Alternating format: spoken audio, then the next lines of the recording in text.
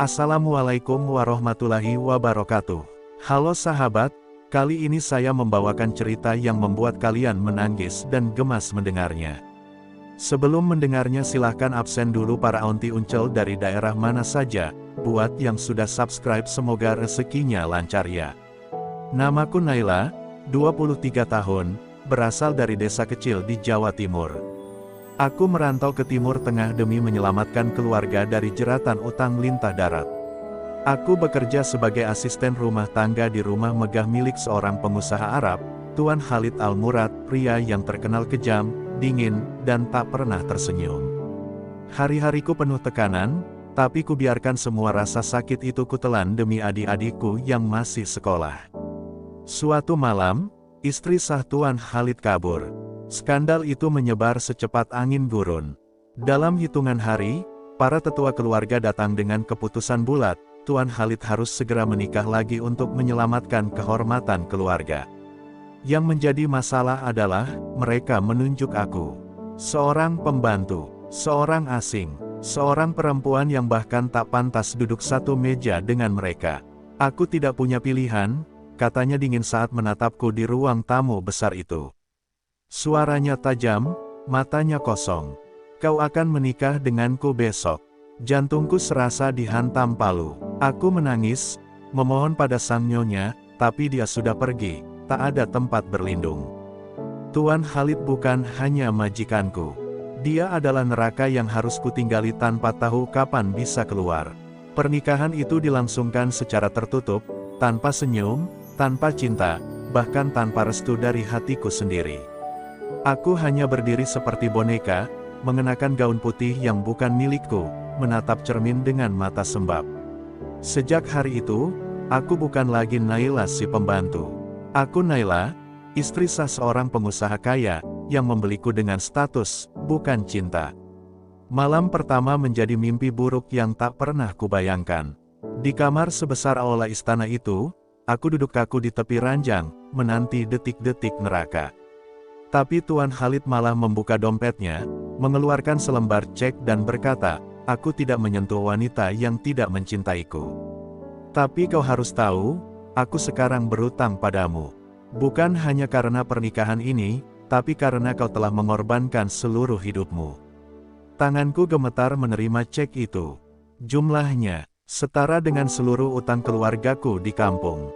Tapi yang membuatku lebih terpukul bukan nominalnya, melainkan kenyataan bahwa malam pertamaku bukan diwarnai cinta, tapi dibeli dengan hutang. Sejak malam pertama itu, aku tak lagi tidur sebagai seorang istri, tapi lebih seperti tamu yang tak diundang di istana sendiri. Tuan Khalid bersikap sopan, bahkan terlalu sopan, seolah-olah ada tembok tak kasat mata di antara kami. Ia tak pernah menyentuhku, tak pernah bertanya apa aku baik-baik saja, dan setiap malam hanya meninggalkan tumpukan uang atau hadiah-hadiah mewah di meja nakas. Kau bebas memakai atau membuangnya, katanya suatu malam tanpa menatapku. Dan aku hanya mampu menangis dalam diam, karena aku tak tahu lagi siapa diriku sebenarnya, istri, pembantu, atau hanya wanita yang dibeli karena keadaan. Hari-hariku berubah menjadi teka-teki. Pelayan lain memandangku dengan iri, seolah aku telah merebut kekuasaan, padahal yang kudapatkan hanya sunyi dan kehampaan. Anak-anak Tuan Khalid masih memanggilku, Amah, seperti dulu, dan aku pun tak berani mengklaim diri sebagai ibu sambung mereka. Aku berusaha menjalani peranku, menjaga rumah, memasak, membersihkan, padahal aku tahu aku punya hak untuk tidak lagi melakukannya. Tapi jika aku berhenti, aku takut aku benar-benar akan kehilangan jati diri yang tersisa. Suatu malam, saat aku hendak memberanikan diri bicara dari hati ke hati, aku menemukan Tuan Khalid duduk sendirian di balkon, memandangi langit. Tatapannya kosong. Aku benci pernikahan ini, katanya tiba-tiba. Kalimat itu menghantamku seperti pisau yang tajam. Tapi sebelum aku bisa berkata apa-apa, ia melanjutkan, bukan karena kau, Naila. Tapi karena aku membawamu masuk ke dalam hidupku dengan cara yang salah. Tangis yang selama ini kutahan akhirnya pecah. Aku ingin membencinya, tapi hatiku terlalu lelah untuk itu. Sejak malam itu, suasana menjadi lebih canggung. Aku merasa seperti bayangan, hadir tapi tak dianggap. Setiap langkah di rumah ini terasa seperti berjalan di atas pecahan kaca. Aku tak bisa pergi karena terikat oleh harga diri dan hutang budi. Tapi bertahan pun terasa seperti membunuh diriku pelan-pelan. Dan yang paling menyakitkan adalah, aku mulai menyadari bahwa aku jatuh cinta pada lelaki yang bahkan tak yakin bisa mencintaiku kembali. Aku mulai menulis di buku harian tua milikku. Menulis tentang rindu yang tak tersampaikan, tentang luka yang tak terlihat, dan tentang harapan yang makin samar. Dalam hati kecilku, aku bertanya-tanya, sampai kapan aku harus tinggal di rumah ini hanya sebagai istri yang sekadar diakui, tapi tak pernah dimiliki sepenuh hati. Hari-hari berikutnya berlalu dengan sunyi yang menggigit. Aku dan Tuan Khalid hidup seperti dua orang asing di rumah yang sama. Tak ada percakapan, tak ada sentuhan, hanya diam yang memekakkan telinga. Tapi semakin lama aku memperhatikannya, semakin aku tahu, di balik dinginnya sikapnya, ada sesuatu yang tersembunyi. Ia sering termenung menatap foto anak-anaknya, kadang larut dalam doa panjang hingga matahari terbit. Seolah ia menyimpan luka yang lebih dalam dari sekadar pernikahan tanpa cinta. Suatu sore, aku menemukan sebuah ruangan yang selama ini selalu terkunci. Saat pintunya tak sengaja terbuka karena angin, rasa penasaran membawaku masuk. Di dalamnya ada tumpukan mainan anak-anak, pakaian kecil yang tergantung rapi, dan di sudut ruangan ada bingkai foto seorang anak laki-laki, wajahnya mirip dengan anak bungsu Tuan Khalid. Saat aku menatap foto itu, hatiku terasa diremas. Barulah aku tahu, ia pernah kehilangan seorang anak. Dan kehilangan itu mungkin, yang membuatnya tak berani mencintai lagi. Malam itu, untuk pertama kalinya aku memberanikan diri bicara. Tuan, aku tidak tahu masa lalu Anda, tapi saya bisa merasakannya. Saya tahu saya bukan wanita yang Anda inginkan, tapi saya ingin mengerti, bukan menghakimi. Ia menoleh perlahan, matanya basah. Kau terlalu lembut untuk dunia sekeras ini, Naila. Aku takut menyentuhmu, karena semua yang kusentuh, pada akhirnya akan hancur. Suaranya patah, dan untuk pertama kalinya, aku melihat seorang lelaki yang selama ini kuanggap kejam, menangis dalam diamnya sendiri. Sejak malam itu, dinding di antara kami mulai retak. Ia tak lagi membiarkanku makan sendiri. Kadang kami duduk bersama di ruang tamu, menonton televisi tanpa bicara. Tapi diam kami mulai berbeda, bukan lagi asing, melainkan nyaman.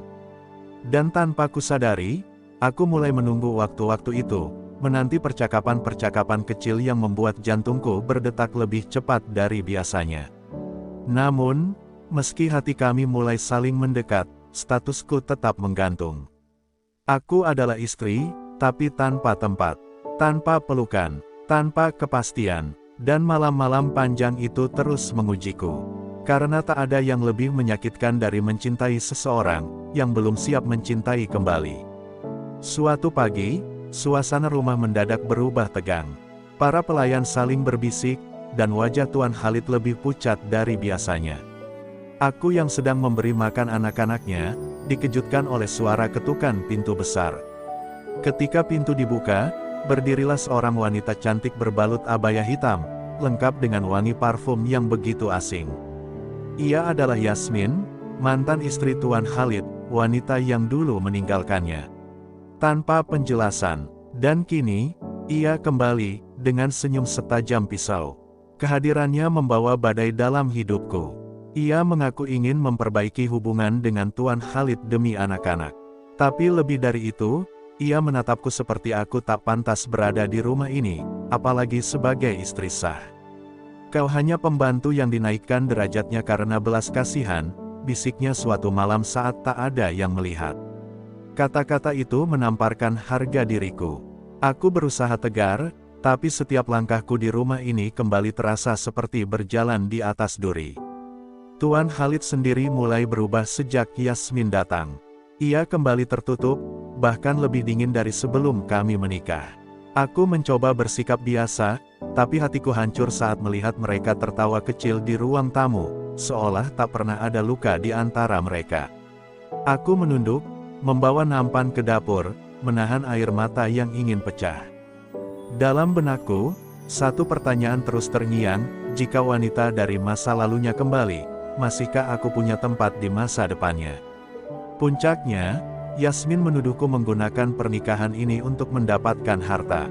Di depan Tuan Khalid, ia berkata lantang, dia hanya mencintaimu karena hutang dan cek itu. Apa kau pikir perempuan semiskin itu bisa mencintaimu tanpa motif? Kata-katanya tajam, dan aku menatap Tuan Khalid dengan dada yang bergetar. Tapi yang menyakitkan bukan karena tuduhan itu, melainkan karena Tuan Khalid diam, tak membelaku, tak mengucap satu patah kata pun untukku. Malam itu, aku mengemasi koper. Aku tak kuat lagi. Mungkin benar, aku hanya seseorang yang menempati ruang kosong di hatinya. Mungkin sudah waktunya aku pergi, sebelum rasa cintaku berubah menjadi luka yang tak bisa sembuh. Di depan pintu kamar, aku menatapnya sekali lagi. Terima kasih sudah pernah membuatku merasa dibutuhkan, meski bukan dicintai, bisikku pelan. Dan untuk pertama kalinya, aku meninggalkan kamar itu, dengan langkah gontai dan hati yang tercerai-berai. Aku meninggalkan rumah megah itu tanpa pamit, hanya membawa satu koper kecil dan segunung luka. Tak ada pelukan, tak ada panggilan, bahkan dari anak-anak yang mulai kuanggap seperti darah daging sendiri.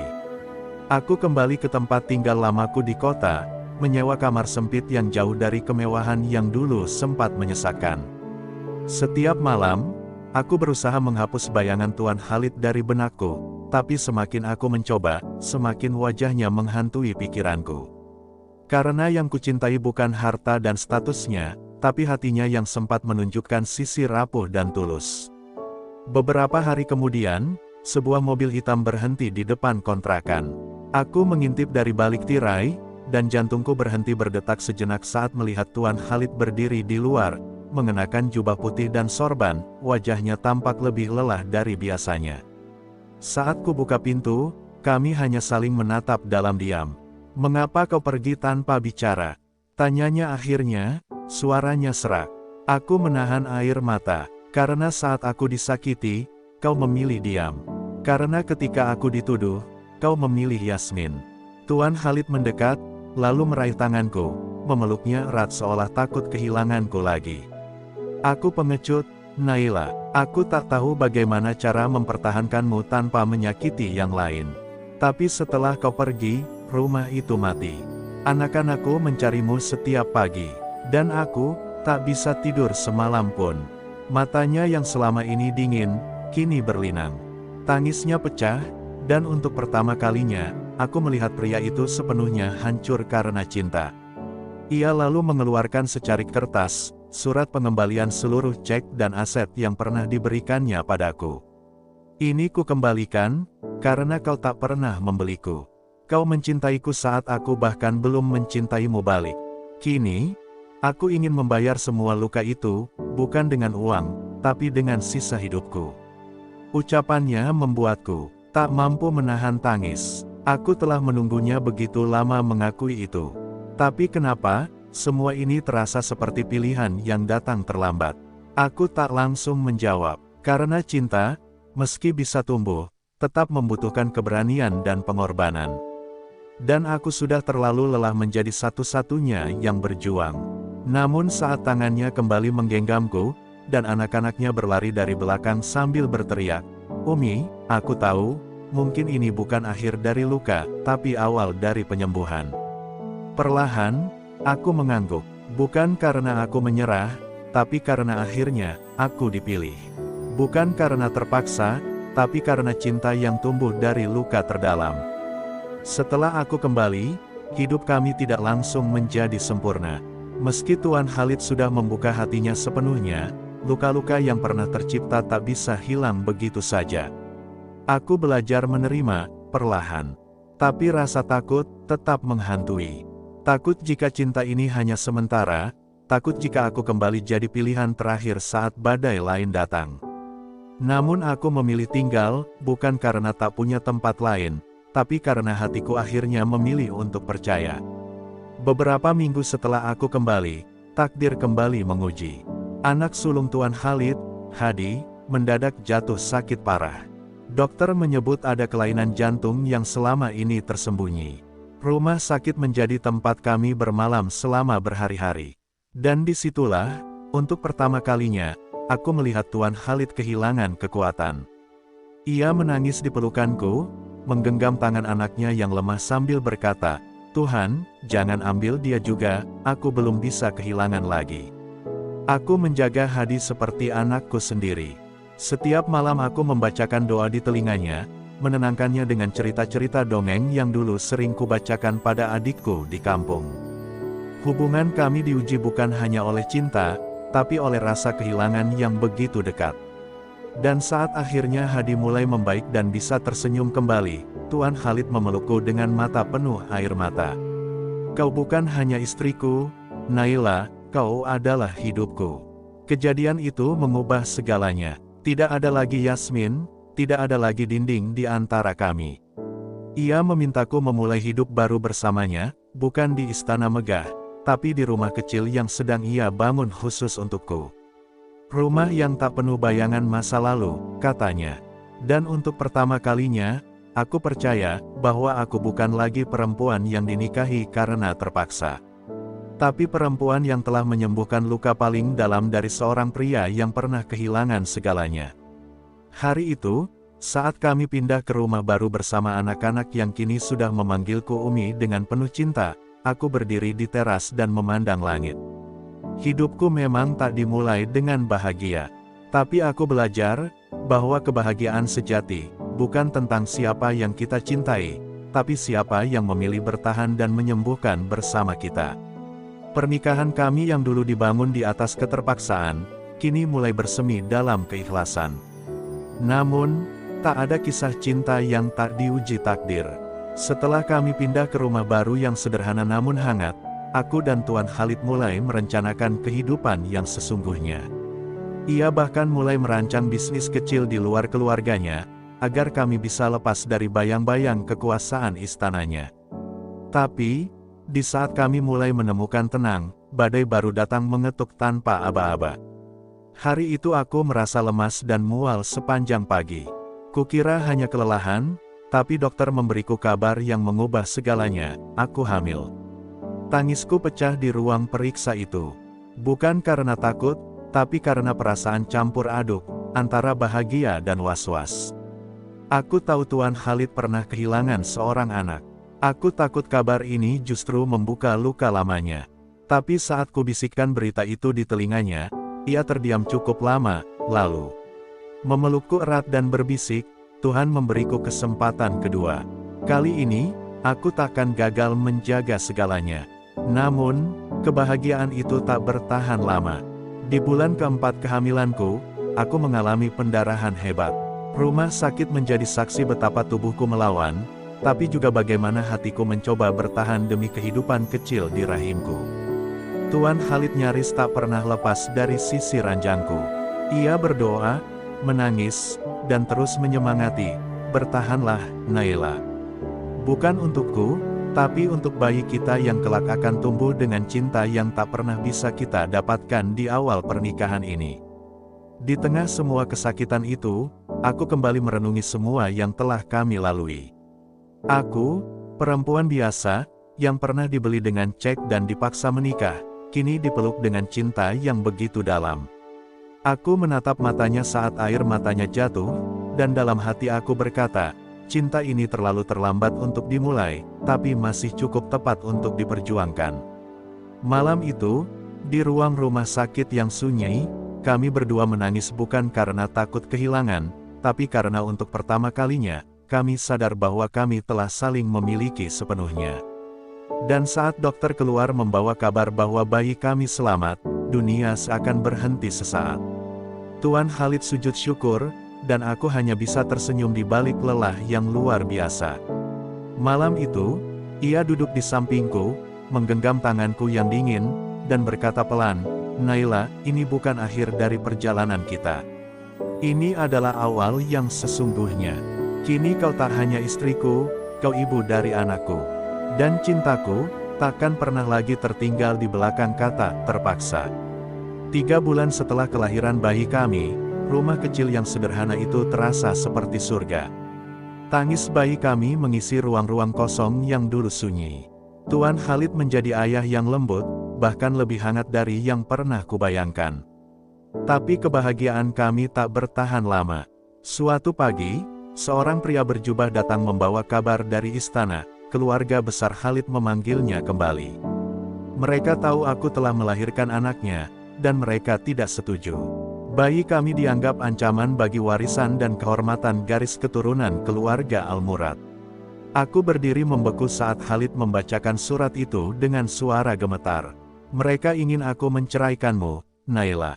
Atau, anak kita takkan diakui. Suara itu seperti pisau yang mencabik dadaku. Aku tahu, sejak awal aku bukan wanita yang mereka inginkan. Aku hanyalah bayangan dari perempuan kelas bawah yang dianggap memalukan. Tapi kini, bahkan anakku pun ingin mereka hapus dari silsilah keluarga. Itu lebih dari sekadar penghinaan, itu penghancuran. Khalid marah. Untuk pertama kalinya ia melawan keluarganya secara terbuka. Ia membawa anak kami ke istana dan berdiri di hadapan para tetua. Jika kalian tak mengakui anak ini, maka aku pun takkan lagi mengakui darah kalian. Teriaknya di tengah ruangan besar itu. Tapi tradisi jauh lebih kejam dari yang kubayangkan. Mereka mempermalukanku di depan keluarga besar, menyebutku perempuan yang menjebak pria Arab dengan rahimnya. Aku hanya bisa menahan tangis, memeluk bayi kami erat-erat, berharap ia tak mengerti semua kebencian itu. Dalam perjalanan pulang, Khalid menggenggam tanganku dengan kuat. Maafkan aku telah menyeretmu ke dunia yang kejam ini, katanya dengan suara serak. Tapi aku menggeleng pelan. Aku memilih jalan ini. Aku tahu cintamu, tapi aku juga tahu, cinta kita tak akan pernah tenang selamanya. Kami sadar, kehidupan kami bukan hanya milik kami. Di belakang kami, ada mata-mata, adat, dan kehormatan yang terus mengejar. Tapi kami memilih bertahan, demi anak ini, demi rumah kecil kami, demi cinta yang tak lagi sembunyi-sembunyi. Malam itu, sambil menyusui anakku, aku menatap Khalid yang tertidur di sampingku, masih mengenakan pakaian dari istana. Di pipinya masih membekas luka dari pertengkaran tadi siang.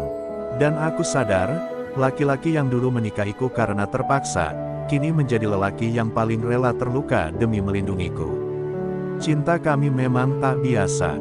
Tapi justru karena itu, cinta ini layak diperjuangkan hingga akhir. Setahun berlalu sejak hari itu. Tuan Khalid memilih jalan yang tak mudah, ia menyerahkan seluruh hak waris dan melepaskan bisnis keluarga demi mempertahankan kami. Ia memulai dari nol, membuka usaha kecil yang kini perlahan berkembang. Tidak ada lagi istana megah, tak ada mobil-mobil mewah atau pesta kebanggaan. Tapi yang kami punya kini jauh lebih berharga, kedamaian, cinta yang utuh, dan keluarga kecil yang tak tergantikan. Anak kami tumbuh ceria, tak tahu apa-apa tentang kerasnya pertarungan yang pernah kami jalani untuk mempertahankannya. Kadang aku duduk di teras rumah, menatap mata Khalid yang kini jauh lebih tenang. Ia bukan lagi pria dingin yang dulu memaksaku menikah, tapi pria hangat yang mencintaiku dengan sepenuh hati. Aku pun bukan lagi Naila si pembantu, aku adalah istri, ibu, dan bagian dari kisah cinta yang tak direncanakan tapi ditakdirkan. Suatu sore, Khalid duduk di sampingku dan berkata, aku dulu berpikir aku menyelamatkanmu dari kemiskinan. Tapi sebenarnya, kaulah yang menyelamatkanku dari kehampaan. Aku tersenyum, menggenggam tangannya erat. Dalam hatiku, aku tahu, takdir memang membawa kami dalam pernikahan tanpa cinta, tapi pilihan dan perjuanganlah yang menumbuhkan cinta sejati di antara luka. Kini, jika ada yang bertanya apa arti cinta, aku akan menjawab, cinta bukan soal awal yang sempurna, tapi tentang siapa yang tetap tinggal saat dunia memaksamu menyerah. Dan cinta kami telah melalui badai, luka, penghinaan, hingga air mata, tapi tetap memilih untuk bertahan. Karena cinta yang bertahan, adalah cinta yang benar-benar hidup.